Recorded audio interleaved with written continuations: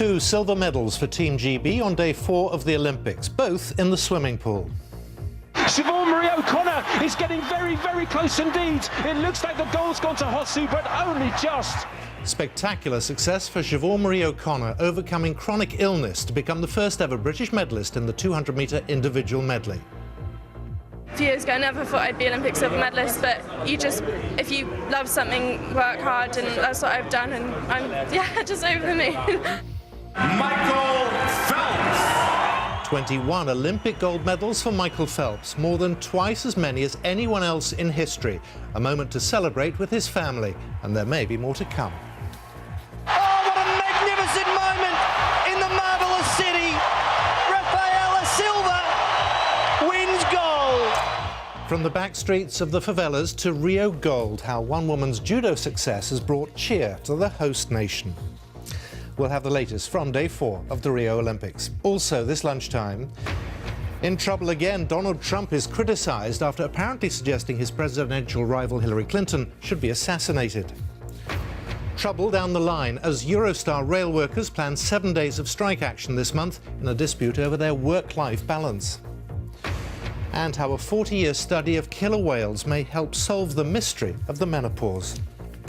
In the south, a mother's plea for skateboarders to wear helmets after an accident left her daughter in a coma.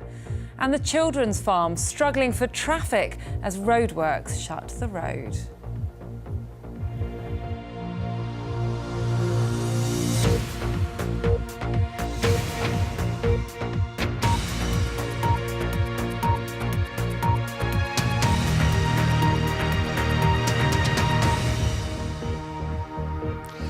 Good afternoon and welcome to the BBC News at 1.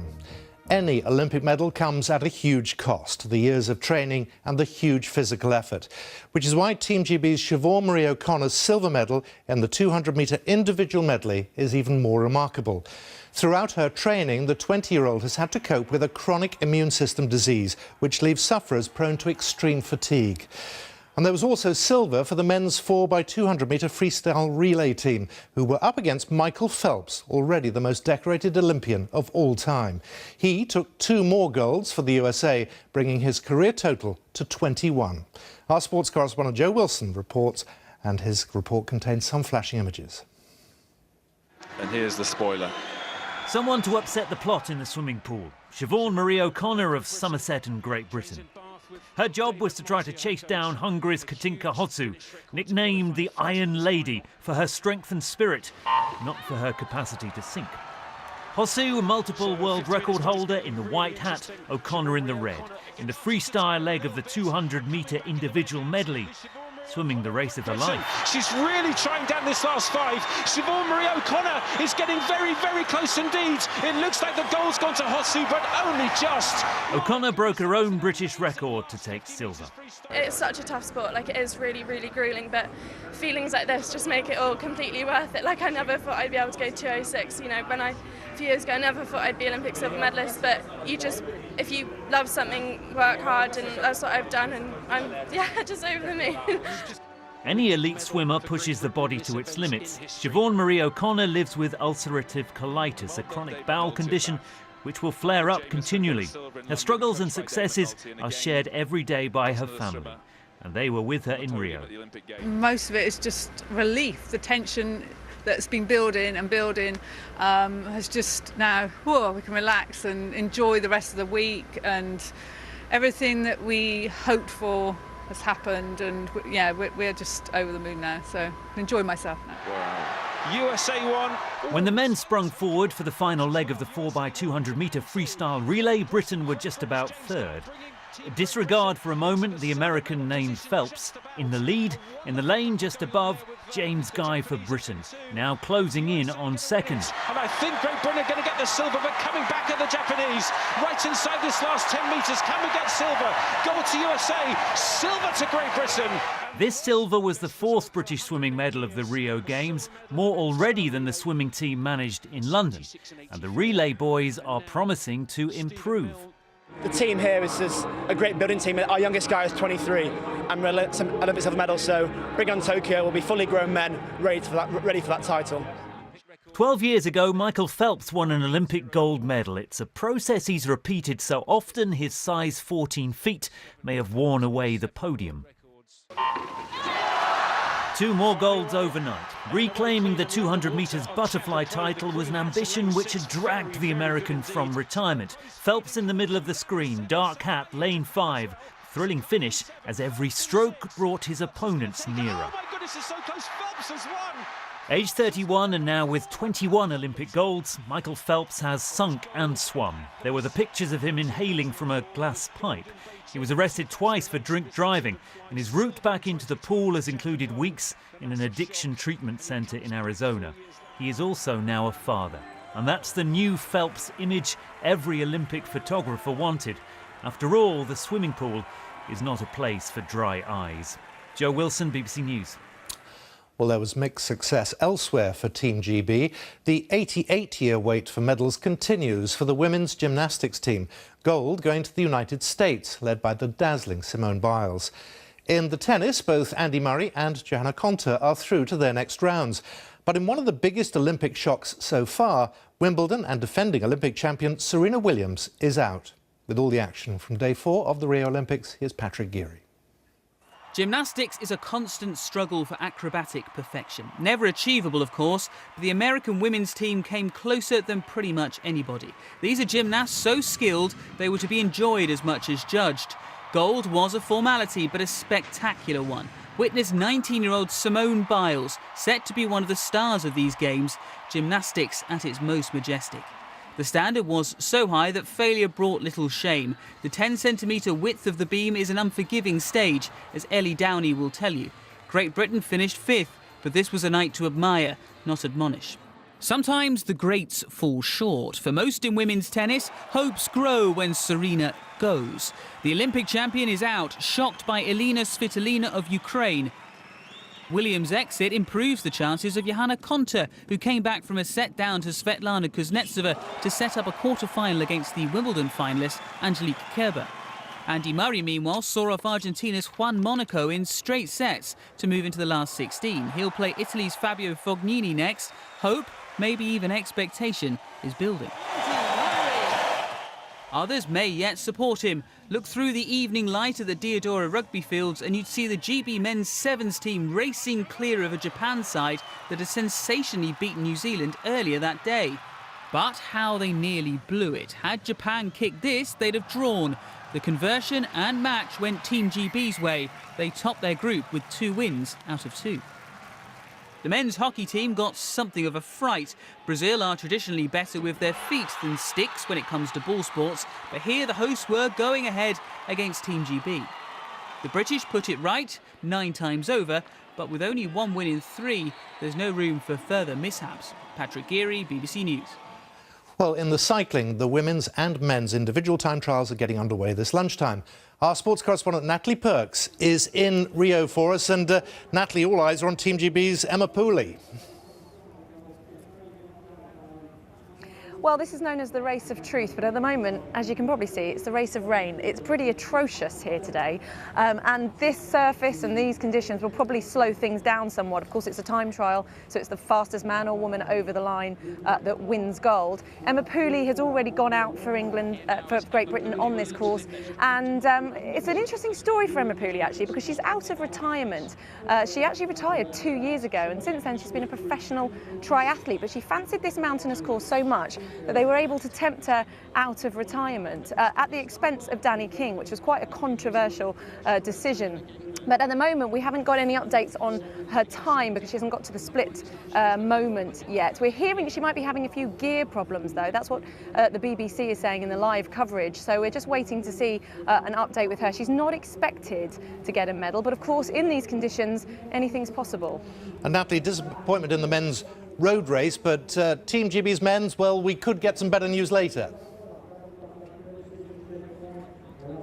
Well, Geraint Thomas has been given a spot here in the time trial for Britain today because of so many withdrawals, because of course there were so many crashes on that road race, Geraint Thomas being one of them. He was in a strong medal position for Britain and he crashed on the final descent down Vista Cinesa, but he has been given a chance here today. There's no Vista Cinesa in this course, by the way. Around 55 kilometres for the men, around 30 for the women, 2 climbs for the women, 4 for the men. So that could be good for Geraint, but of course all eyes on Chris Froome. Chris Froome is the Tour de France champion. He's hoping to do, of course, what Bradley Wiggins did and win the Tour de France and Olympic gold in the same summer. He won bronze in London. And Chris Froome is last to go around 3:40 UK time. So he always said that this was his best chance of gold, and we'll see how these conditions fare for him and Geraint Thomas a little later. A few cycling crashes, one horrific one, but better news on Annemiek van Vleuten. Yeah, we all held our breath on Sunday when it happened. She came round that final descent, that same descent that did for Geraint Thomas, the same descent that was causing problems for Nibali in the men's race, and smacked into a curb, and we all held our breath because it looked very bad indeed. She has since tweeted from hospital, and she sent a picture of herself. You can see how bruised her face is, but she does seem okay. Just still incredibly disappointed because she was leading that race with 10 kilometres to go and she would have been a gold medalist, but in the end it went to her teammate Anna van der Breggen. So she's very proud of her team, and everybody else is just very, very grateful that she's doing as well as she is. Natalie Perks in a very damp Rio, thank you very much. Well, Team GB are now down in 11th place with 6 medals overall, 4 of those medals coming from GB's swimmers. Interestingly, Team GB have won more medals in Rio than they had in this stage in London 4 years ago, when they had a total of 4. Well, the BBC is the place to follow all the action from Rio 2016. Day 5 brings more medal hopes for Team GB, live coverage across BBC television, radio and online. And we'll have more from Rio a little later in the programme. Donald Trump has landed himself in deep water again, this time by appearing to suggest that gun owners could shoot Hillary Clinton to prevent her from taking away their right to bear arms. He told a rally in North Carolina that if his Democratic rival forced through constitutional change, there was nothing anyone could do about it, except perhaps gun owners. A Democratic senator said the remarks amounted to an assassination threat, a claim denied by Mr. Trump's campaign. Our North America correspondent David Willis reports.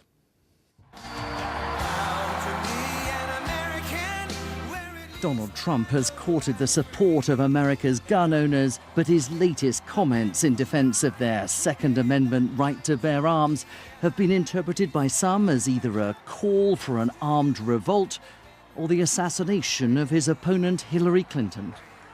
Hillary wants to essentially abolish the Second Amendment. By the way, and if she gets to pick her judges, nothing you can do, folks.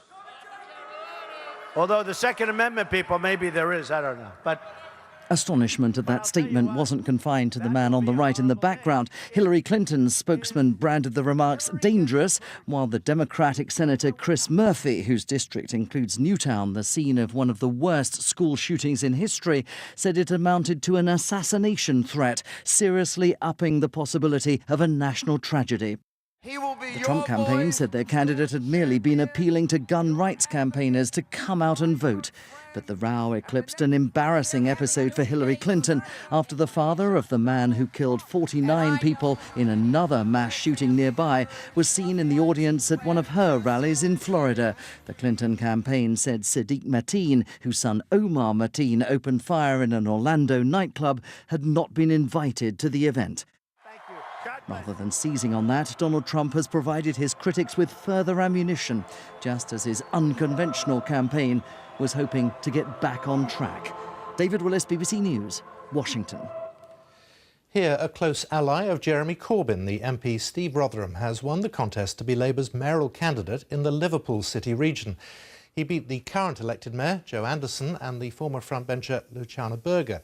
He's now a strong favourite to win the public vote for the position next year. It's just come out to 1:15, our top story this lunchtime. Siobhan Marie O'Connor is getting very, very close indeed. It looks like the goal. Spectacular success for Siobhan Marie O'Connor, overcoming chronic illness to become the first ever British medalist in the 200-metre individual medley. A few years ago, I never thought I'd be Olympic silver medalist, but if you love something, work hard, and that's what I've done, and I'm, just over the moon. In South today at 1:30, a mother's plea for skateboarders to wear helmets as her daughter was left in a coma after an accident. And the swimmer from Surrey going for gold, Andrew Willis, qualifies for the 200-metre breaststroke final.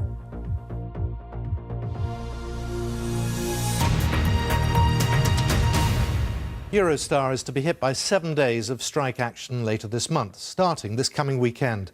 The RMT union says members will walk out for 4 days from Friday and for a further 3 days over the August bank holiday in a dispute over rosters and work-life balance. But Eurostar says it'll still be able to provide what it calls a good service to customers by making small changes to its timetable. Well, Andy Moore is at St Pancras Station for us. Andy. Simon, there is another rail union involved in this dispute. That's the TSSA. They say their members will be joining the RMT on 4 out of the total of 7 strike days. And that union also says there is still time for peace talks. This strike doesn't need to go ahead. Rail unions demonstrating this morning outside the Department for Transport.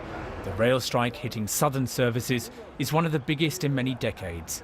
Yesterday there was a vote for action on the Virgin East Coast line, and now...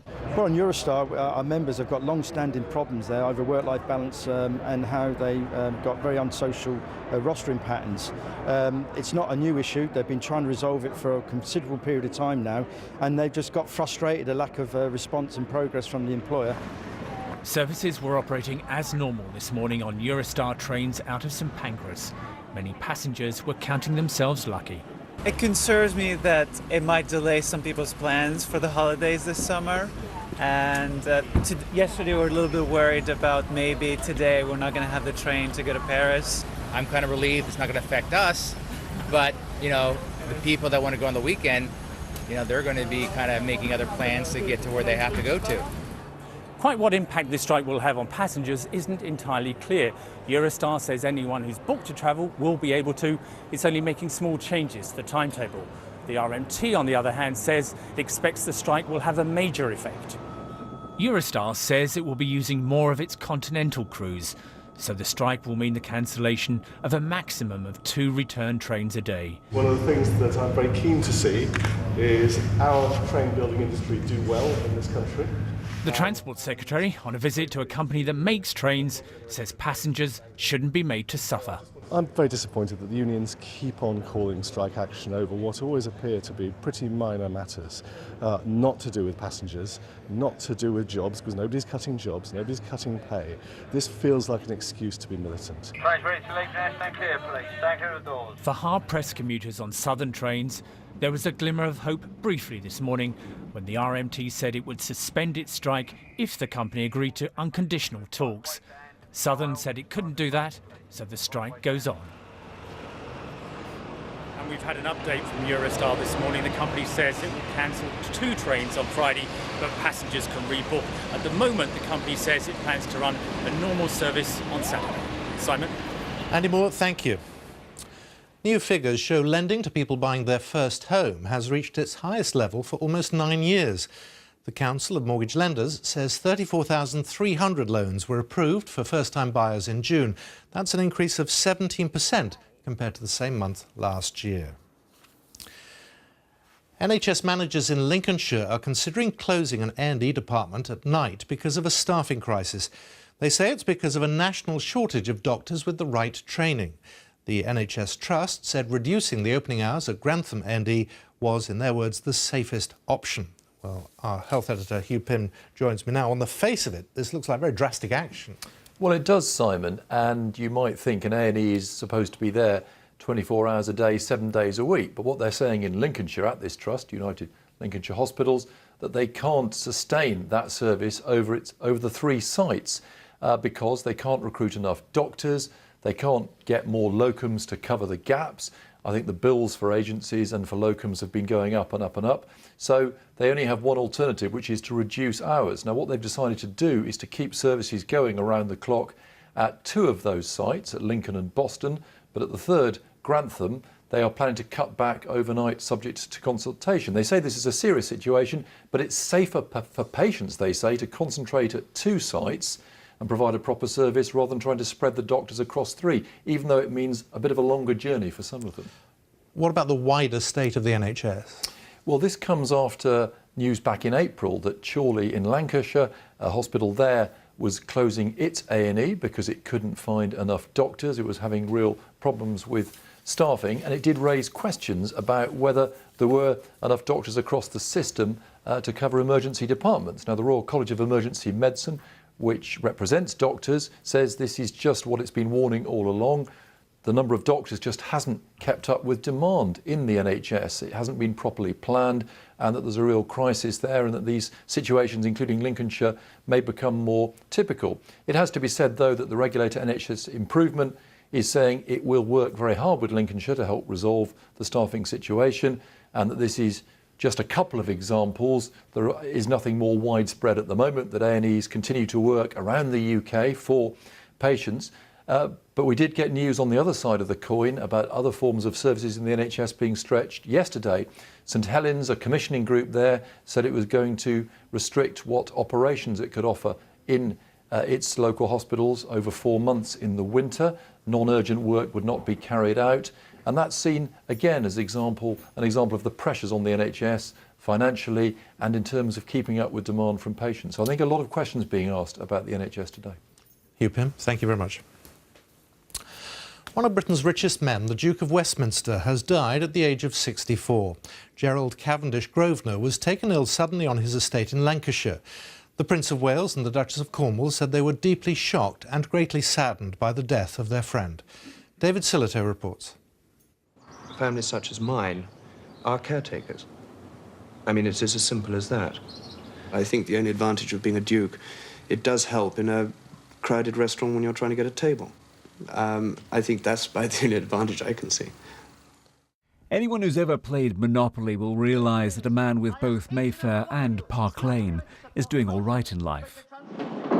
Then add in a sizable chunk of Liverpool's city centre and Oxfordshire, and a stately home with a 1.25 mile long drive. Gerald Cavendish Grosvenor had inherited well. OK. However, he was not born to be Duke. He was a first cousin once removed, but a series of dukes, all dying without male heirs, propelled him to the title, and an inheritance that had begun with the Norman conquest and his ancestor known as the Fat Hunter, or in French, the Gros Veneur. Grosvenor. Yes, they were all ruffians, but I don't think probably any more than any other ones were. How do you mean any other ones? Isn't that the origin of so many aristocratic families? They were better ruffians than the rest. Oh, yes. Oh, very much so. He left Harrow with 2 O-levels. Work was the family estate and the territorial army. He rose to Major General. Mayfair was always well-to-do, but in recent years the millionaires have been edged out by the billionaires. But he did fight a legal battle to preserve some of his properties for the working class. Wealth, though, is no guarantee of happiness. He suffered a nervous breakdown and depression in the 90s. His death was a shock. His lifelong friend, Prince Charles, was said to be greatly saddened. But with his wealth based on the booming property market of London, George Cavendish Grosvenor truly leaves an extraordinary legacy. The Duke of Westminster, who's died at the age of 64. You're watching the BBC News at 1. Now, a 40-year study by British scientists has revealed clues as to why some species stop having babies halfway through life. Humans and killer whales are 2 of only 3 species that have the menopause, and now researchers say they have a much clearer idea of the crucial role older females go on to play among the killer whale population. Our science correspondent Victoria Gill reports. A family of some of the ocean's most powerful predators. These killer whales work in teams as they search the North Pacific coastal waters for salmon. And they have something very rare in common with humans. Female orcas go through a kind of menopause. So this team has come here to work out why any species should evolve to stop reproduction so early in life. They'll have their last calf in their late 30s or 40s, but potentially can live until 80, 90, or possibly the oldest estimate's 100 years. So our interest in this is from an evolutionary perspective. That's really difficult to explain. So who just came up there, Ken? That was L119. That's the four-year-old offspring of L77. While it's familiar to us, it's a phenomenon seen only in humans and 2 marine mammal species. Even long-lived wild apes and elephants don't go through this change. To study it, the scientists work with conservationists here who've painstakingly documented the lives of these orcas. This is a unique population of killer whales in that they've been followed and monitored closely, watched for 40 years. And it's only all of that time that's made this new research possible. There we go. We take photographs, we get individual pictures, identification pictures on everybody. And then we see who has new babies, and we see who's missing. And we do this over and over all the years, and we've kept very good track of what the total population is. This is what's given insight into the crucial role that females are playing in their later post-reproductive lives. So we've got a male here, and his mother is just close by, just here in front of the boat. So this is the kind of social interaction, that's an adult male. And his mum, yeah. Just the kind of social interaction you're interested in? Yeah, just the importance of this bond between mother and son. The Centre's vast library of killer whale data has allowed the team to reveal how menopause benefits this species. They've discovered that older females lead their pod as it hunts, and adult sons depend on their postmenopausal mothers for their very survival. They keep the group alive, they help support individuals, they survive for longer because they're there. And by unpicking the importance of this post-reproductive period in these killer whales, we can start to unravel this mystery of menopause. The team here will continue to watch from the surface as these animals reveal the evolutionary depths of a key part of our own lives. Victoria Gill, BBC News, San Juan Island. And you can hear more on this story and the BBC's encounter with the southern resident killer whales on BBC Radio 4 tonight at 9 o'clock. A woman with a 100-year-old kidney she received from her mother in the 1970s is thought to have the world's oldest successfully transplanted kidney. Sue Westhead received the organ in 1973 when her mother was 57. Doctors usually estimate a transplant from a living donor will last 20 years at most, but Sue's is still going strong. I only expected my kidney to last about 5 years, and here I am 43 years later. My mother would have been 101 in November, and it's really all down to her good genes. And I would like to pay tribute to my mother for her gift of life to me. Returning to Rio, you don't need me to tell you how popular this particular win for the host nation in the judo competition was. Just take a look for yourself. Let's count it down. Brazil in front. Oh, what a magnificent moment in the marvellous city. For Rafaela Silva, the gold medal marks a fairy tale rise to Olympic triumph from her childhood in one of Rio's most notorious favelas. Julia Canero now reports on the rise of a woman who learnt judo just so she could defend herself growing up. There's only a few people. For Rafaela Silva, the first Brazilian athlete to win a gold medal in Rio, it was a moment to share with her supporters. A long way from her humble beginnings, but only a few miles from her home. I'm right next to Cidade de Deus, the City of God favela, where judoka Rafaela Silva was born. And I've come to see the house where she grew up and to meet her mother, Zenilda da Silva. Villa Rafaela?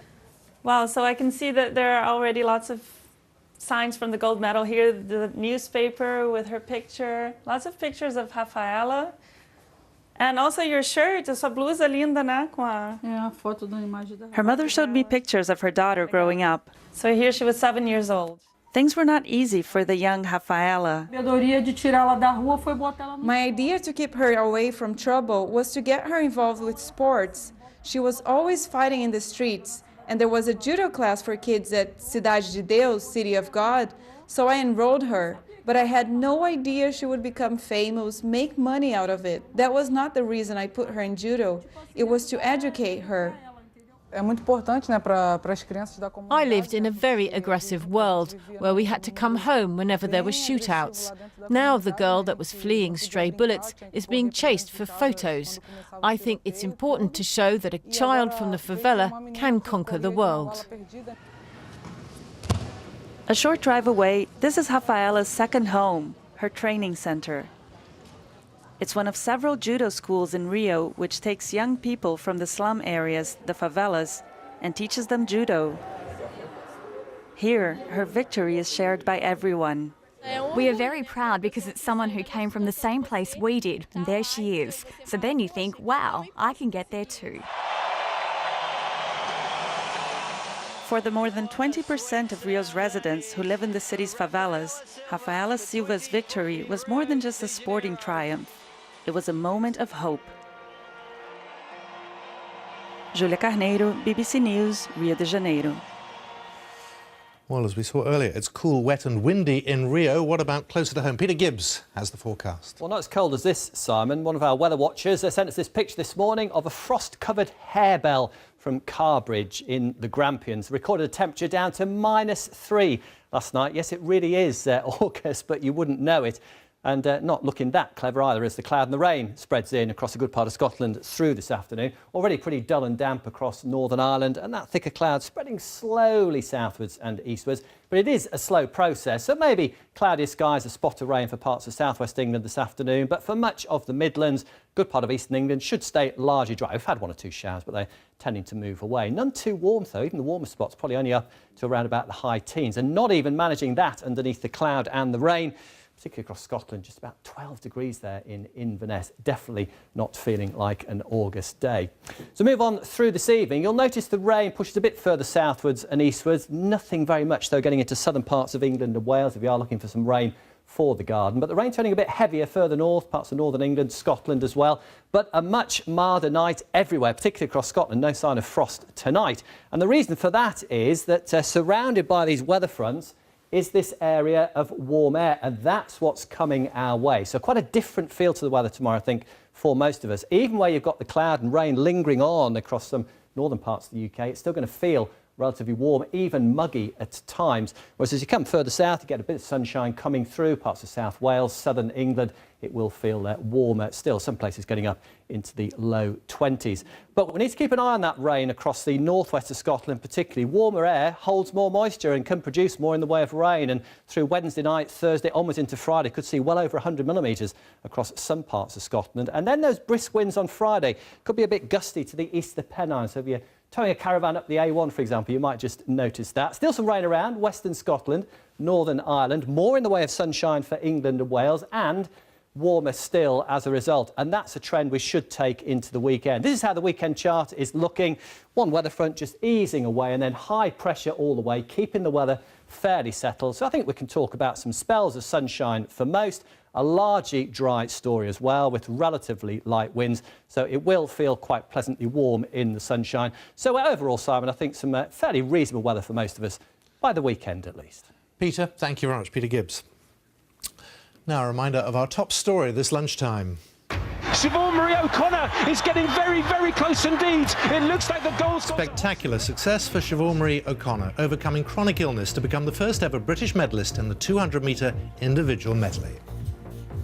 A few years ago, I never thought I'd be Olympic silver medalist, but if you love something, work hard, and that's what I've done, and I'm, just over the moon.